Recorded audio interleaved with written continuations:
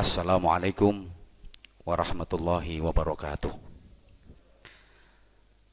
Bismillahirrahmanirrahim.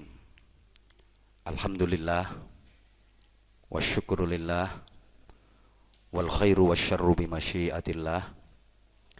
Asyhadu an la ilaha illallah wahdahu la syarikalah wa asyhadu anna Muhammadan abduhu wa rasuluhu la nabiyya ba'dah. Allahumma shalli wa sallim wa barik ala sayyidina wa maulana Muhammadin sahibis syafa'ah wa ala alihi wa ashabihi wa tabi'ina wa man tabi'ahum bi ihsanin ila yaumil qiyamah. Amma ba'd. Yang sama-sama kita hormati, kita cintai dan kita banggakan Asisten Kapolri bidang sumber daya manusia, beliau Bapak Inspektur Jenderal Polisi Profesor Dr. Eko Indra Heri SMM. Salam hormat Jenderal. Selamat atas gelar profesor yang telah diraih. Semoga berkah untuk semua.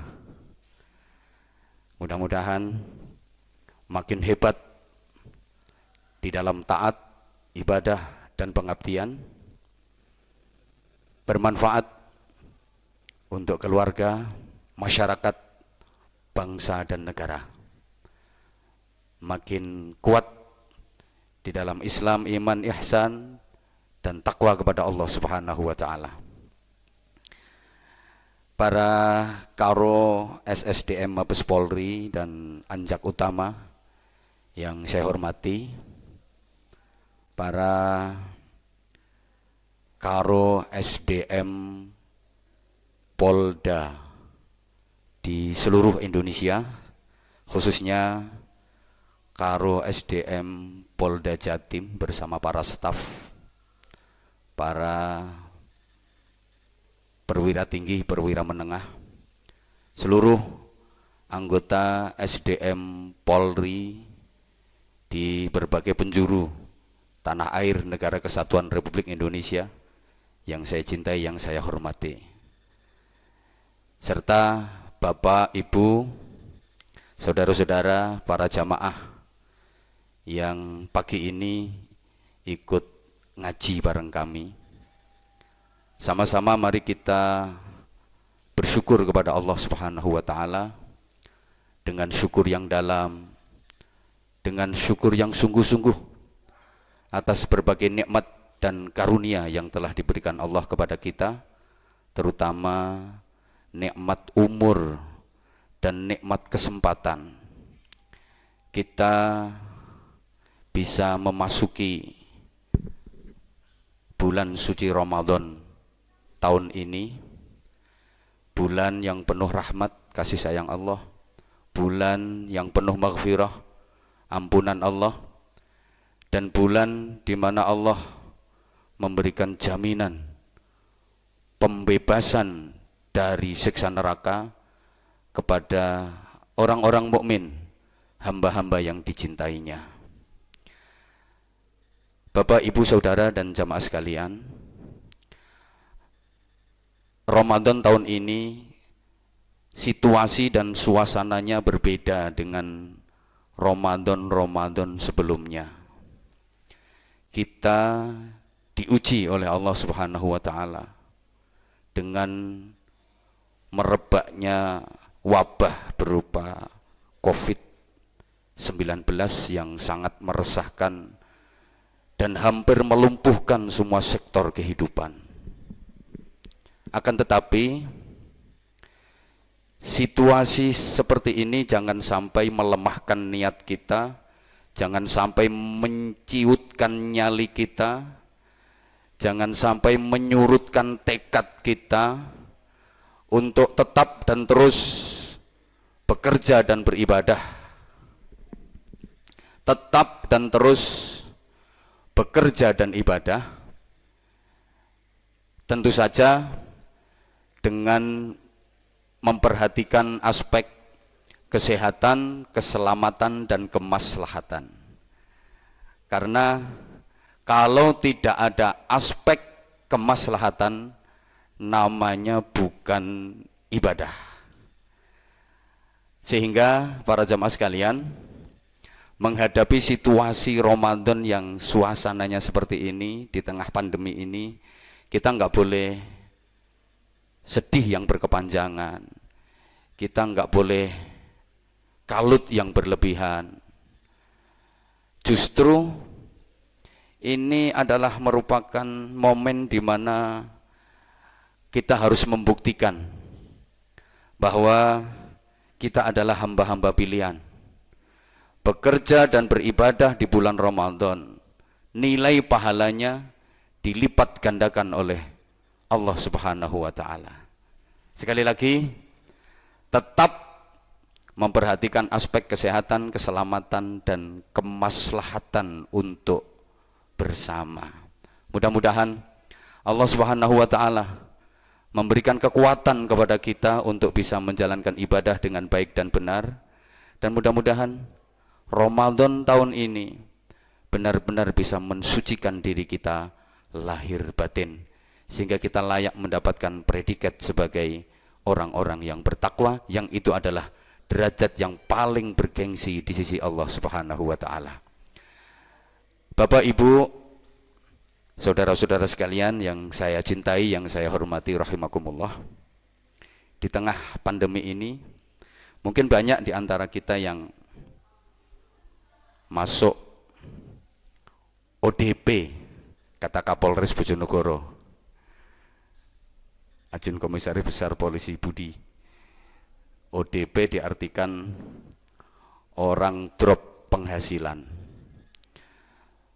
Bahkan setelah itu mungkin statusnya meningkat jadi PDP.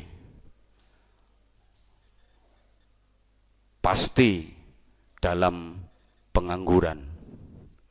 Setelah itu lama-lama benar-benar kena corona, kondisi rontok dana. Apalagi ditambah dengan status PSBB. Ngeri ini kalau udah PSBB. Penghasilan sulit, biaya banyak, kata orang Bojonegoro. Karenanya rata-rata di antara kita sudah puluhan kali menjalani Ramadan, tapi kegiatan Ramadan ya hanya itu-itu saja. Siang harinya kita disuruh berpuasa, malam hari kita disuruh memperbanyak baca Quran dan sholat-sholat sunnah.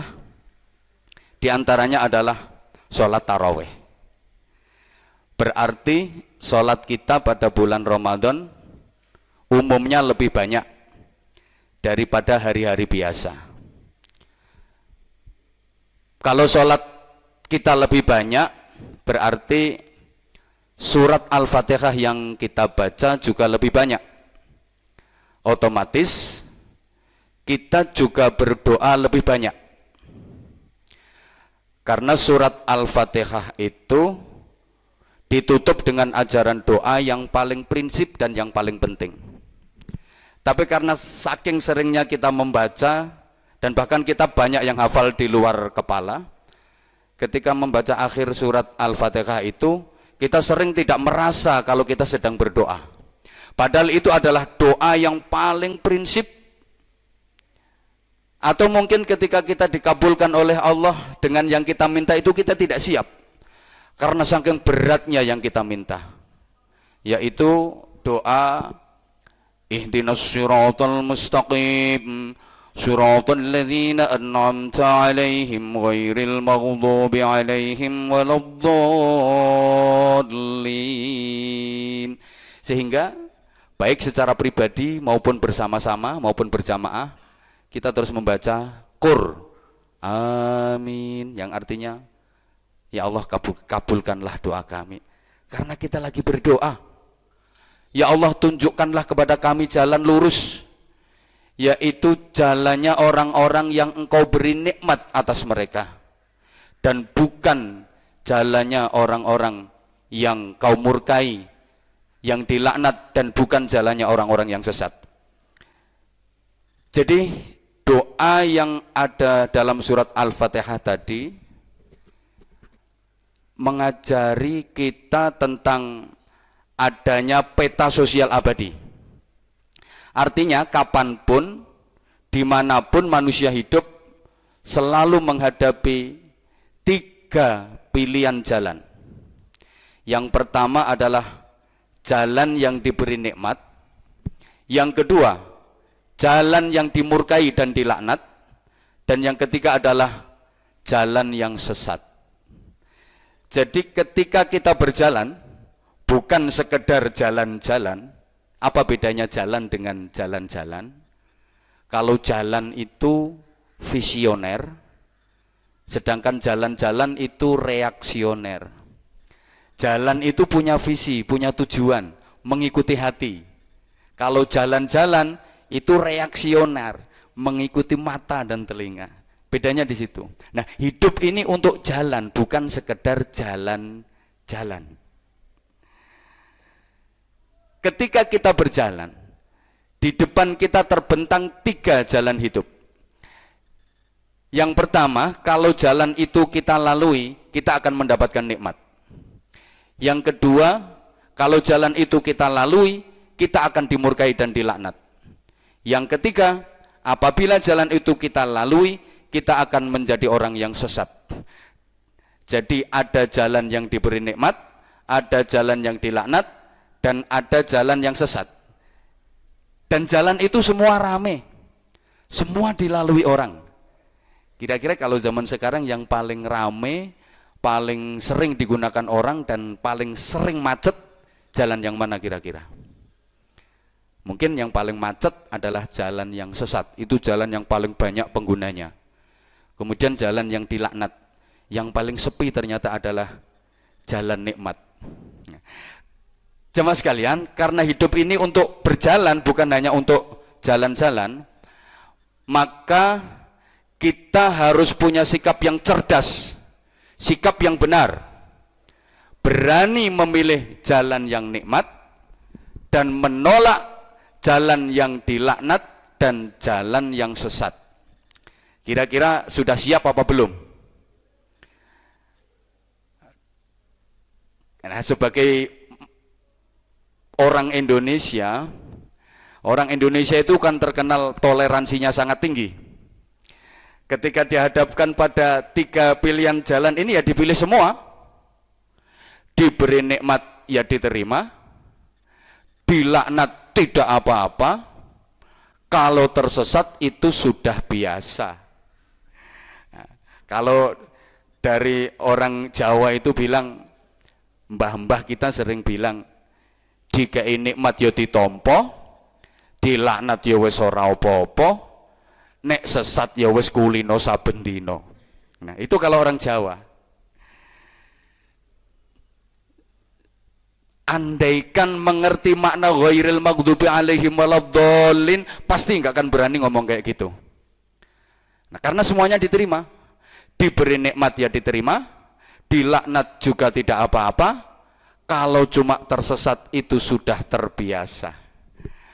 Maka di masyarakat kita, kalau kita perhatikan ada 3 tulisan. Ada tulisan Arab, ada tulisan Latin, ada tulisan Jawa. Di jalan-jalan biasanya juga ada kok.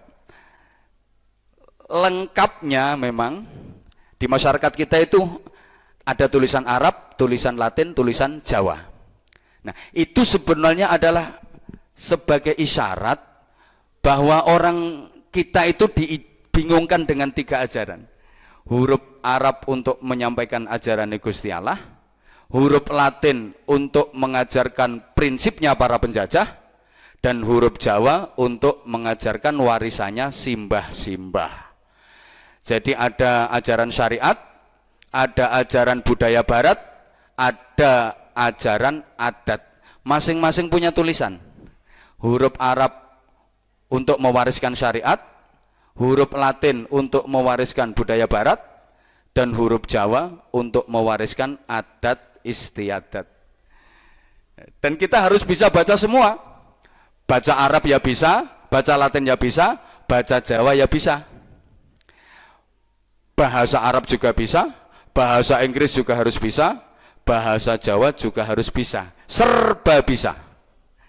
Nah, kata orang-orang tua dulu, kalau ingin diberi nikmat, nderek Gusti Allah.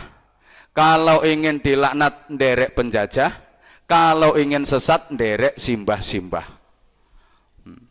Maaf ya, ini yang non Jawa, saudara-saudara kita mungkin kurang bisa memahami. Kalau ingin diberi nikmat, ikut Allah dan Rasulullah. Ihdinas syiratal mustaqim, syiratal ladzina an'amta alaihim. Tapi kalau ingin dilaknat, dimurkai, ikut ajaran yang dibawa oleh para penjajah. Kalau ingin sesat, ikuti yang diajarkan oleh simbah-simbah. Nah, maka orang Jawa itu serba bisa. Diberi nikmat yang diterima, dilaknat tidak apa-apa. Kalau tersesat sudah terbiasa. Sehingga ya masyarakat kita itu biasanya disuruh jaranan yo iso ndadi, disuruh joget yo lincah, disuruh sholat yo cepet. Sampai mohon maaf, pakaiannya ibu-ibu itu juga mencerminkan syariat, budaya barat, sekaligus juga adat. Biasanya melihat situasi, kondisi, dan domisili, disingkat si kondom. Biasanya suka begitu. Kalau pas sholat, pas taraweh, pasti pakaiannya manut syariat, berjilbab, pakai mukena, berkut. Tapi nanti begitu rekreasi, diganti pakaian budaya barat, model bupati, buka paha tinggi-tinggi, alias sekwilda, menampakkan sekitar wilayah dada. Kalau orang Jawa bilang numpak vario karo mepe katok jero. Naudzubillah. Nah, itu pakaian model penjajah. Tapi nanti kalau larung sesaji, perti bumi, sedekah bumi, bahkan peringatan Hari Kartini, yang dipakai pasti pakaian adat, menonjolkan yang sudah menonjol-menonjol. Meskipun nggak punya rambut, ya biasanya dipasang sanggul kayak nyunggi bane prauto. Nah, dadanya diangkat, kalau kurang besar nanti dikasih kaos kaki kanan kiri. Nah, terus biasanya tumitnya dijinjitkan, dengkulnya diciutkan, pantatnya dijientitkan, serba bisa. Nah, mohon maaf ya, itu kalau karena kita ini semuanya doyan. Nah, seharusnya kalau kita sudah memilih yang diberi nikmat, maka kita harus berani menolak yang sesat dan yang dilaknat. Nah, kalau kita sebagai orang Jawa biasanya dalam menentukan sikap hidup itu punya prinsip 5. Pinter, kendel, tegel, perigel, supel. Jadi pinter melihat jalan, memahami karakteristiknya, siapa saja orang-orang yang melewati, tokoh-tokoh siapa saja. Kemudian yang kedua, harus kendel. Kendel itu berani mengambil keputusan, ini yang saya pilih. Jalan yang lurus, berani menentukan. Kemudian setelah itu tegel. Tegel itu tega, menolak yang dua, yang dilaknat dan yang sesat. Harus tega, harus mentolo, kata orang Jawa. Ketika sudah memilih, yujahiduna fisabilillah, berjihad di jalan Allah secara sungguh-sungguh, itu yang dipilih. Setelah itu supel, tetap toleran dengan orang lain yang mempunyai pilihan berbeda. Kalau dengan orang yang seagama, prinsipnya lana a'maluna walakum a'malukum, bagiku amalku, bagimu amalmu, manfaat bagiku amalku, manfaat bagimu amalmu. Kalau terhadap yang beda akidah, lakum dinukum waliyadin, bagimu agamamu, bagiku agamaku. Jadi orang memilih itu prinsipnya harus punya sikap 5 tadi, pinter, kendel, tegel, perigel, supel. Pinter mengambil pilihan, pinter melihat situasi, kemudian berani mengambil keputusan, tega menolak yang tidak jadi pilihan, sungguh-sungguh konsisten kalau sudah mengambil pilihan dan tetap toleransi dengan pilihan orang lain. Nah, itu namanya pinter, kendel, tegel, prigel, supel. Nah, seperti contoh ibu-ibu dulu misalnya waktu muda dilamar 3 orang laki-laki yang ganteng, gagah, atletis, sehat, kuning kulitnya sekaligus giginya. Kira-kira ditolak semua atau diterima semua kira-kira? Ya harus pinter ketika membandingkan, menilai, ta'aruf, tafahum.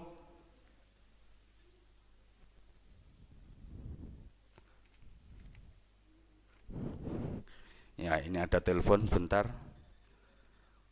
Jam ceramah bisa ditambah. Wah berarti segala sesuatunya ditambah ini. Nah, apa-apa, Kapolres Bojonegoro sudah tahu nomor rekening saya. Jamaah sekalian, saya lanjut. Kalau sudah paham harus mengambil keputusan. Ini yang saya pilih. Nah, setelah berani memilih, yang kedua, yang 2 kira-kira diapakan? Kalau yang 1 dipilih, yang 2 kira-kira diapakan? Kalau sudah memilih 1 di antara 3, yang 2 kira-kira diapakan? Jadikan ban serep, jadikan cadangan, ya harus ditolak, harus tega, harus mentolo. Walaupun dia masih sering SMS, masih sering telepon, masih sering chatting, masih sering DM, ya tetap harus kita tolak. Karena ini prinsip, harus tega. Nah, setelah memilih 1 di antara 3, harus konsisten. Nah, karena ini adalah merupakan pilihan, dan ini yang akan bisa menjadikan mawaddah, rahmah, sakinah, dan barokah. Nah, kemudian yang berikutnya, kita harus menghargai pilihan orang lain, walaupun nggak sama dengan pilihan kita. Nggak usah menghina suami atau istrinya orang lain. Nah, kita nggak usah mengejek, wong sudah punya pilihan masing-masing kok. Nah, jadi itulah Bapak Ibu, kita hidup itu memilih. Hidup itu pilihan. Surat Al-Fatihah itu mengajarkan kepada kita untuk memilih jalan yang diberi nikmat dan harus berani menolak jalan yang dilaknat dan jalan yang sesat. Walaupun ini tentu saja penuh dengan resiko, tapi karena hidup itu pilihan, maka sekali lagi kita harus berani menentukan pilihan.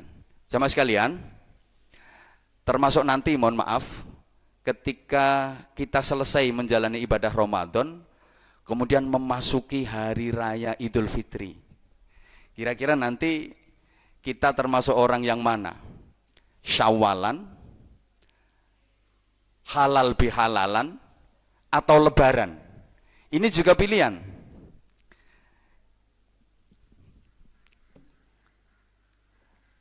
Kalau ikut syawalan, ini berarti kita harus benar-benar syawal, yang secara lughat, secara bahasa artinya adalah peningkatan. Ada peningkatan kualitas ibadah. Karena Ramadan itu proses.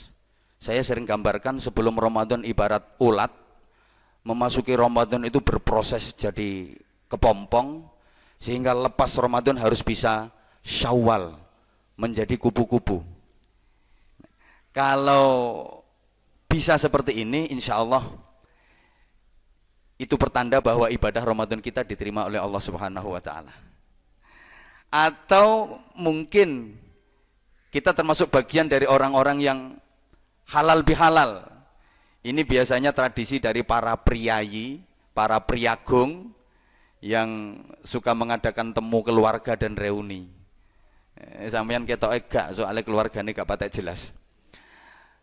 Lebaran, sedangkan lebaran ini budayanya kaum awam. Lebar itu artinya terbebas.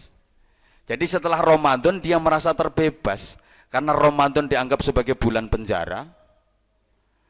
Ramadan dianggap sebagai bulan penjara.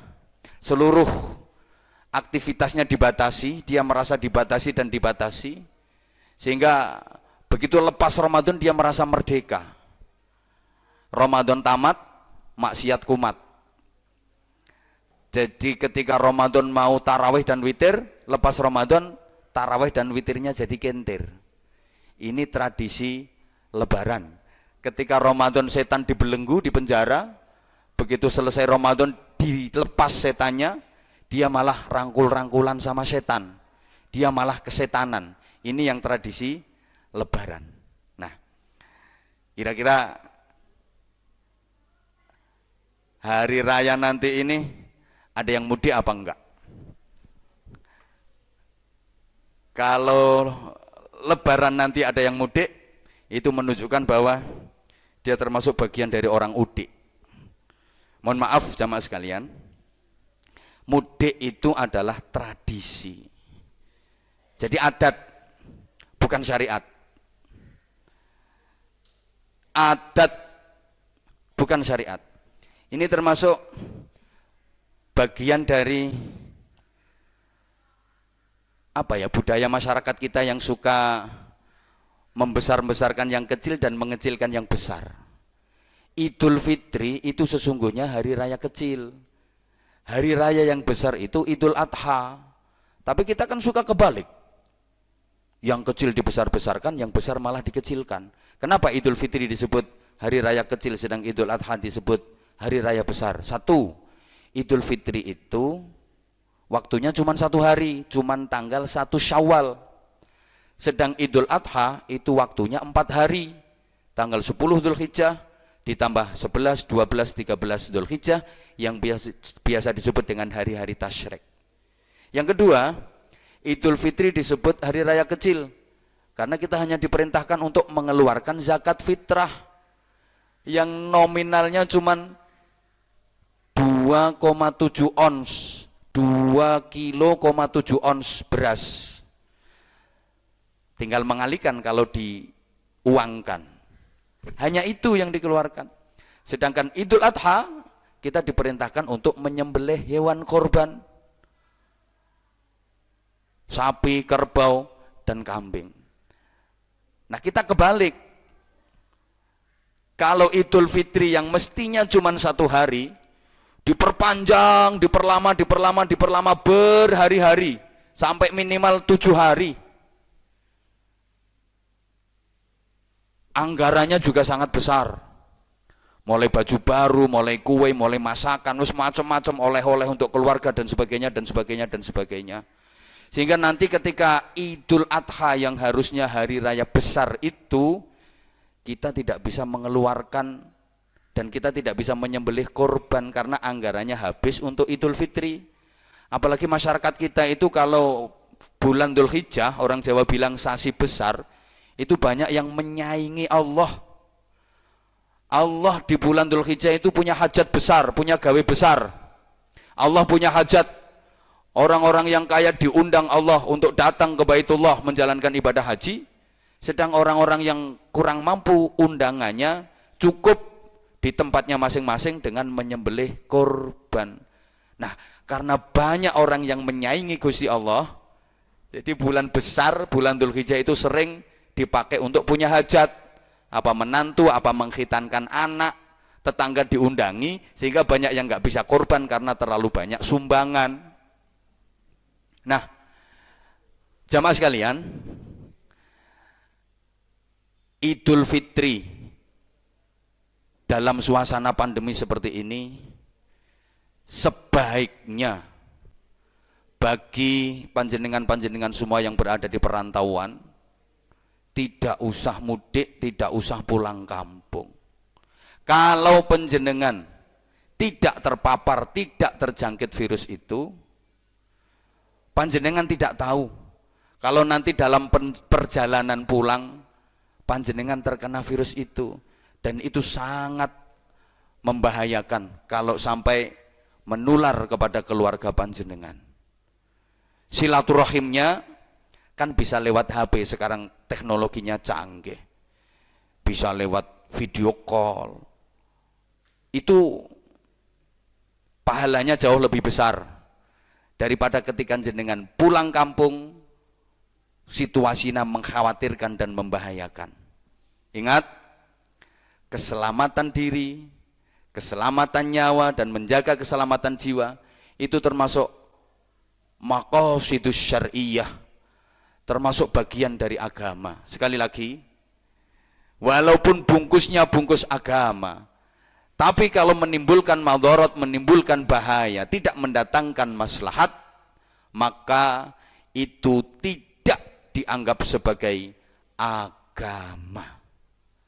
Oleh karena itu, sama sekalian sekali lagi, saya menganjurkan kepada saudara-saudara saya yang berada di perantauan, selama situasi masih seperti ini, sungguh lebih afdol ketika situasinya memungkinkan panjenengan tetap berada di tempat perantauan.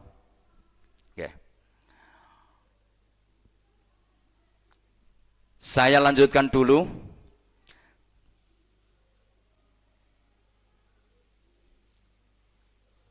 Ketika kita sudah berani menentukan jalan yang diberi nikmat, nanti insya Allah kita sambung lagi. Maaf ya, saya kurang terbiasa ngaji online kayak gini, jadi komunikatifnya kurang. Kalau mungkin bahasa saya agak kaku, kurang bisa difahami, mohon maaf, terutama kepada yang terhormat Pak Asisten Kapolri Bidang SDM. Mohon maaf banget, para pejabat tinggi di Mabes, mohon maaf banget. Ketika kita sudah berani memilih jalan yang nikmat, kita harus tahu jalan yang nikmat itu jalannya siapa. Nah, jalan yang nikmat tadi adalah Shiratal ladzina an'amta alaihim ghairil maghdubi alaihim waladdallin. Itu jalan yang nikmat adalah Shiratal ladzina an'amta alaihim. Jalannya orang-orang yang diberi nikmat atas mereka, yang biasa disebut dengan Shiratal mustaqim. Itu jalannya siapa?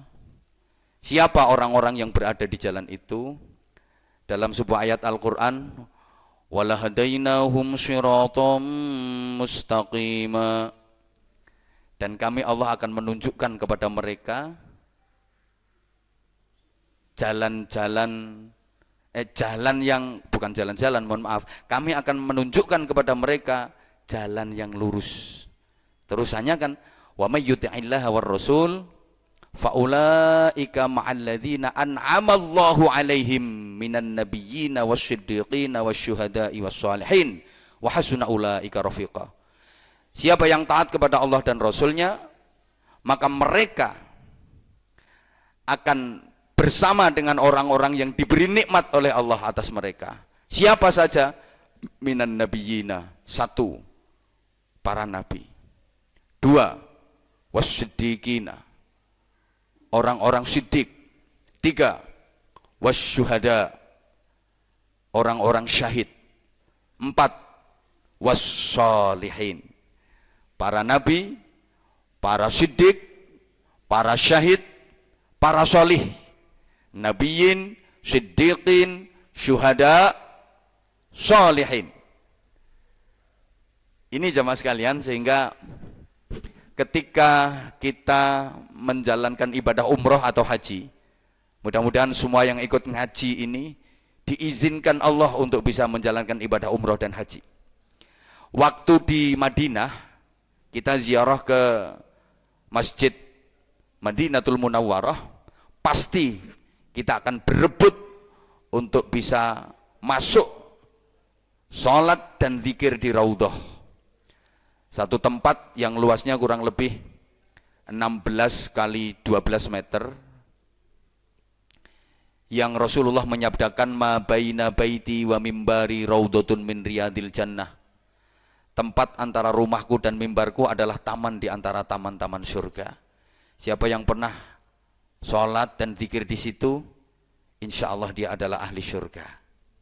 Nah, setelah dari Raudhah kita keluar, kemudian kita belok kiri, kita berziarah dan menyampaikan salam kepada satu, Rasulullah. Dua, Sayyidina Abu Bakar Siddiq. Tiga, Sayyidina Umar bin Khattab, yang makam Sayyidina Abu Bakar Siddiq dan Sayyidina Umar bin Khattab itu memang kumpul dengan makamnya Rasulullah. Setelah itu kita keluar sedikit, kita diajak ziarah ke makam Baqi. Di situ dimakamkan Sayyidina Utsman bin Affan, juga dimakamkan istri-istri dan putra-putri Rasulullah. Ini sesungguhnya ekspresi juga dari pengertian ayat yang tadi saya sampaikan. Minan nabiyyin, satu nabi, wassiddiqin, dua Abu Bakar Siddiq, wasyuhada, tiga Sayyidina Umar, wassalihin, kita ke makam Baqi, makamnya orang-orang saleh. Orang yang diberi nikmat, yang ada jaminan ridha Allah, ada jaminan surga, nabi, siddiqin, syuhada, sholihin. Jamaah sekalian, kira-kira yang bisa kita raih atau kita bisa memposisikan diri kita dari 4 golongan tadi, kira-kira yang mana? Pertama, nabi. Ada yang bercita-cita pengen jadi nabi? Enggak mungkin. Karena Rasulullah Muhammad SAW adalah khatamul anbiya wal mursalin, penutup dari para nabi dan para rasul. Jadi siapapun, kalau ada yang ngaku-ngaku jadi nabi, itu pasti bohong, pasti palsu. Lah, Indonesia ini unik. Udah beberapa kali terjadi orang-orang yang ngaku jadi nabi. Anehnya, gitu-gitu tuh ya ada pengikutnya. Dan alhamdulillah, setiap ada yang ngaku jadi nabi, polisi sangat sigap. Hari ini ngaku jadi nabi, paling lama 3 hari udah ketangkep. Jadi udah puluhan nabi-nabi yang ditangkap oleh polisi-polisi Indonesia. Ini prestasi yang sangat gemilang bagi para polisi Indonesia. Bahkan luar biasa, ada seorang perempuan yang dulu ngaku jadi malaikat Jibril, namanya Lia Eden itu. Alhamdulillah juga berhasil ditangkap oleh polisi Indonesia. Ya, mudah-mudahan sebentar lagi yang berhasil ditangkap malaikat Israel. Jadi aman, kita nggak ada yang nyabut nyawa. Nabi nggak mungkin. Kemudian as-siddiqin, kira-kira kita bisa masuk kelompok ini apa enggak? Kayak Sayyidina Abu Bakar yang dijuluki as-siddiq. Bapak Ibu jamaah sekalian, misalnya kita hidup sezaman dengan Rasulullah Sallallahu Alaihi Wasallam, kira-kira kita jadi orang yang seperti Abu Bakar apa jadi orang yang seperti Abu Jahal? Kayaknya Abu Jahal deh. Ketika Rasulullah selesai menjalankan Isra Mi'raj, yang itu peristiwa yang sama sekali nggak logis, nggak masuk akal. Dari Makkah ke Palestina itu pakai kuda yang larinya paling kenceng, PP 2 bulan. Dari Masjidil Aqsa Palestina masih naik ke Sidratul Muntaha, naik lagi ke Mustawa, ke Qoba Qausain, itu hanya ditempuh nggak sampai semalam. Rasulullah kemudian mengkisahkan itu, menginformasikan itu kepada kaumnya. Waktu itu umat Islam terpecah menjadi 3 kelompok. Yang pertama, kembali murtad karena merasa dibohongi oleh Muhammad. Gak mungkin bisa menempuh perjalanan itu, gak masuk akal, bohong ini orang. Akhirnya kembali murtad. Yang kedua, ragu-ragu, mau percaya kok gak masuk akal, mau gak percaya yang menyampaikan ke orang yang selama ini gak pernah bohong.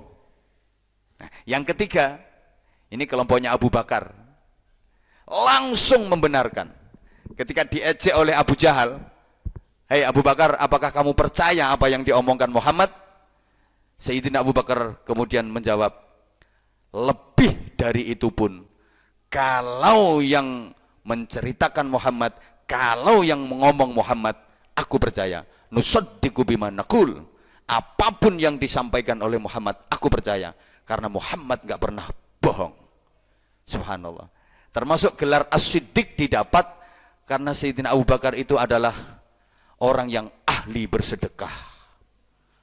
Ahli bersedekah. Ketika ditawari berderma bersedekah dananya untuk perjuangan, Sayyidina Abu Bakar Siddiq tanpa berpikir panjang, seluruh kekayaannya diserahkan, diinfakkan untuk perjuangan agama. Kira-kira Bapak Ibu jamaah sekalian, misalnya ada tawaran untuk pengembangan pondok pesantren Sabilun Najah Simorjo Kanor Bojonegoro, yang memang semua biaya di sini gratis. rata-rata santrinya yatim dan du'afa, akan menambah gedung asrama untuk tahfidzul Quran anak-anak yatim.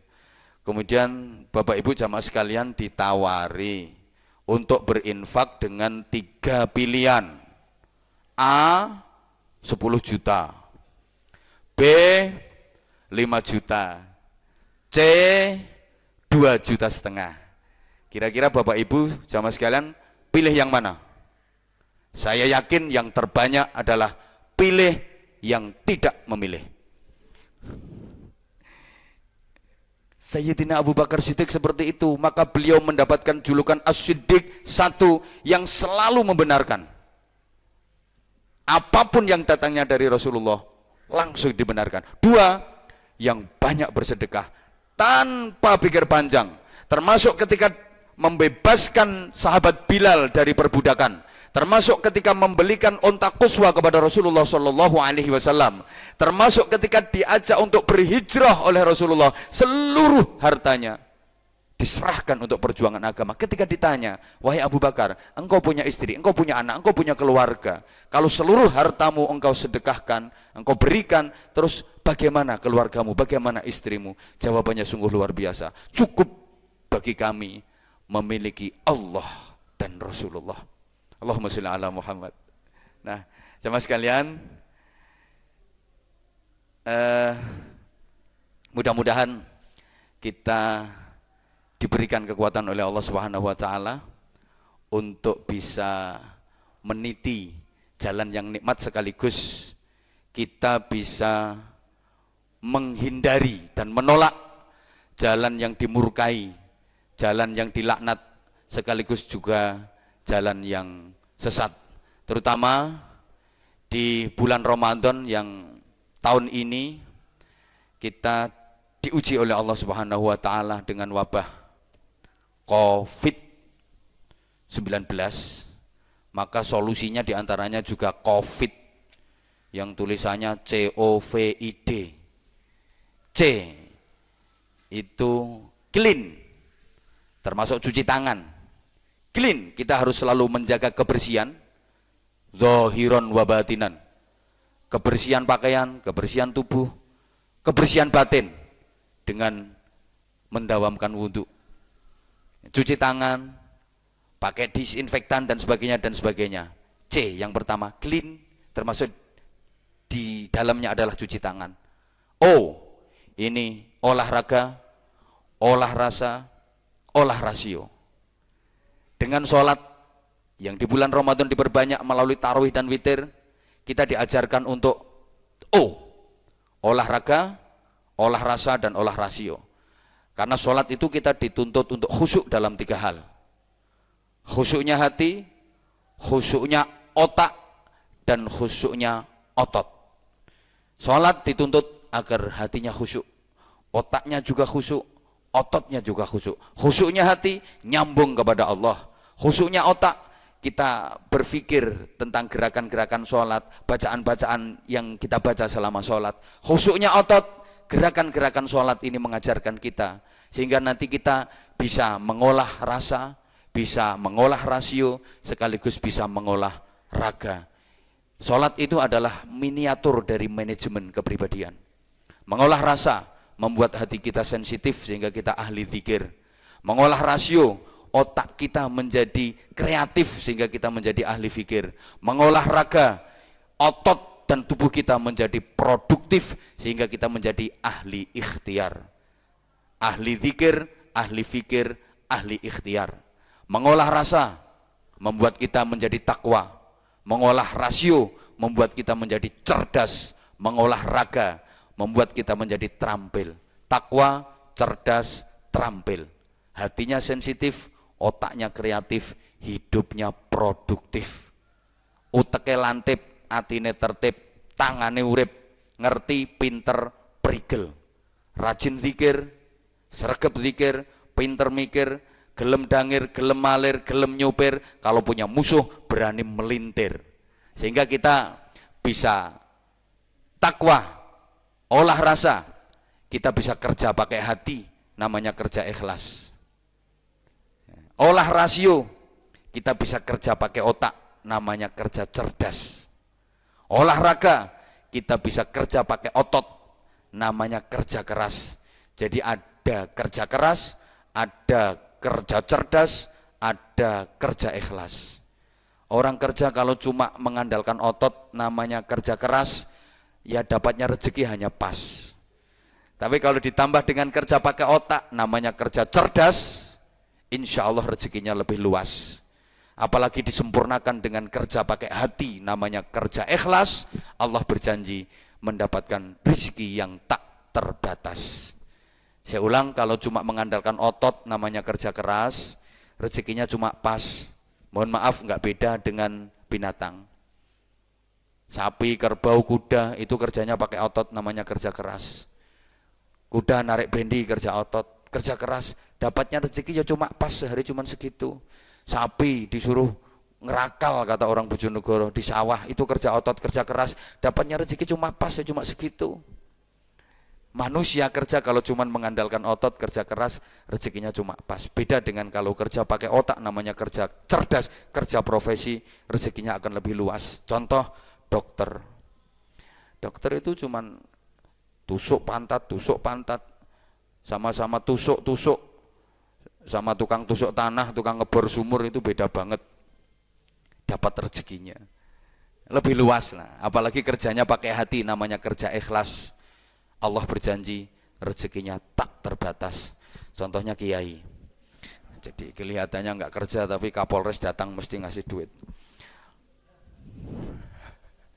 Allahumma sholli ala Muhammad. Ini udah hampir jam 9. Mohon maaf kalau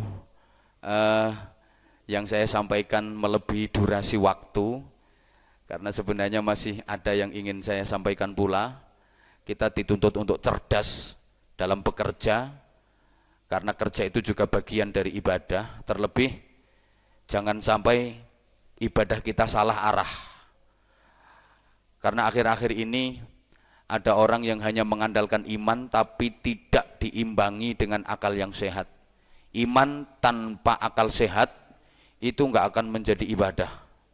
Contoh, ketika malam Idul Fitri, kita disunnahkan untuk bertakbir, bertahmid, bertahlil, Allahu Akbar, walillahil hamd, la ilaha illallah.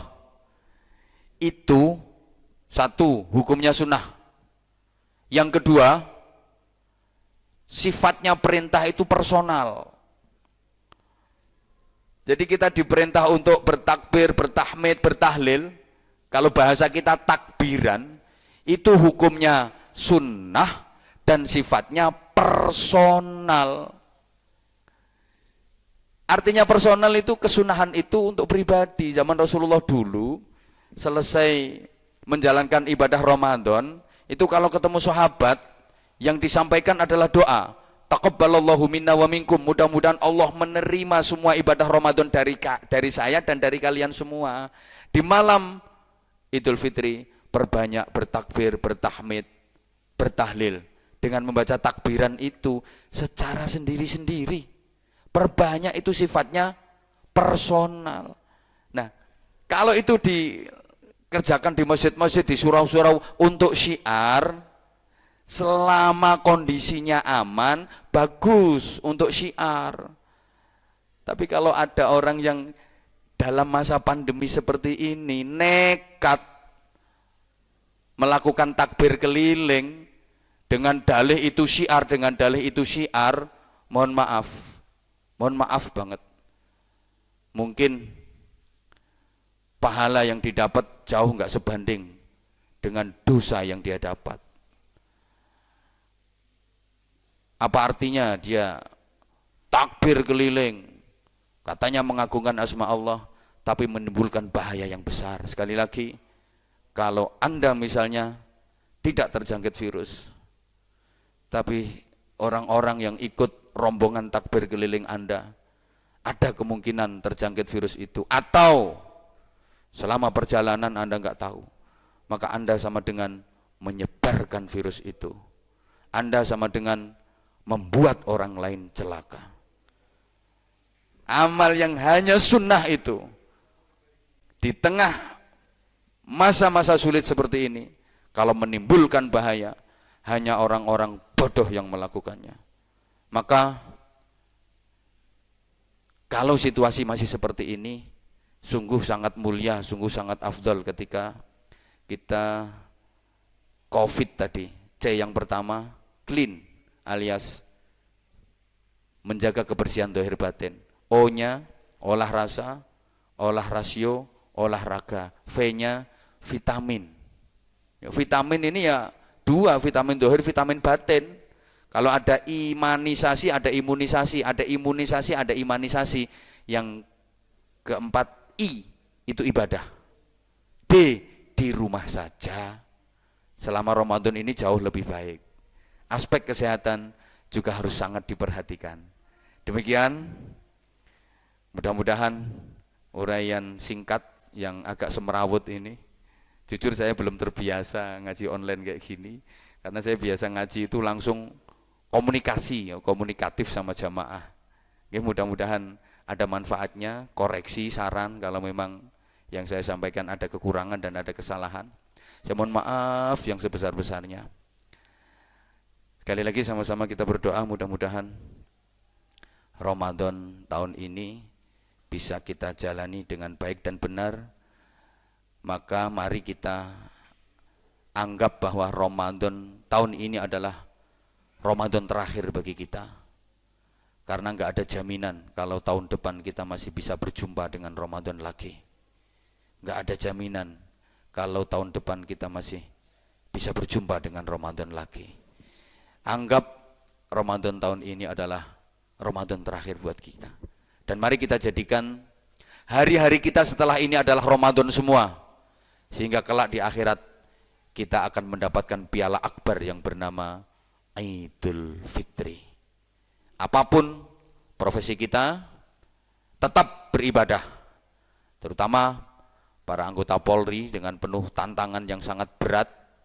Kalau polisi sih mulai dulu nggak ada istilah mudik, nggak ada istilah pulang kampung. Justru ketika Lebaran tugasnya makin berat, apalagi di masa-masa wabah seperti ini. Dengan harapan mudah-mudahan Allah Subhanahu wa Ta'ala yang memang menciptakan wabah itu, nggak lama lagi mudah-mudahan Allah segera menghilangkan, mengangkat dan membinasakan wabah itu, sehingga ke depan kita tetap kembali bisa beraktivitas seperti biasa, normal, kita bisa bekerja dan beribadah seperti biasa. Dan ibadah yang baik itu adalah sesuai dengan profesi kita. Mudah-mudahan senantiasa kita dibimbing oleh Allah Subhanahu wa Ta'ala untuk menjadi orang-orang yang mampu memilih Shiratal Mustaqim dan mampu menghindari al-maghdubi alaihim waladdallin. Terima kasih atas semua perhatiannya. Mohon maaf segala kesalahan dan kekhilafan. Saya Anwar Zahid yang dhaif dengan penuh keterbatasan mengucapkan selamat menjalankan ibadah Ramadan. Mudah-mudahan kita mampu menjalankannya dengan sebaik-baiknya. Mudah-mudahan kita mampu meraih target la'allakum tattaqun, sehingga lepas Ramadan kita termasuk orang-orang yang berhak mendapatkan Idul Fitri. Wallahul muwaffiq ila aqwamit thoriq. Wassalamualaikum warahmatullahi wabarakatuh.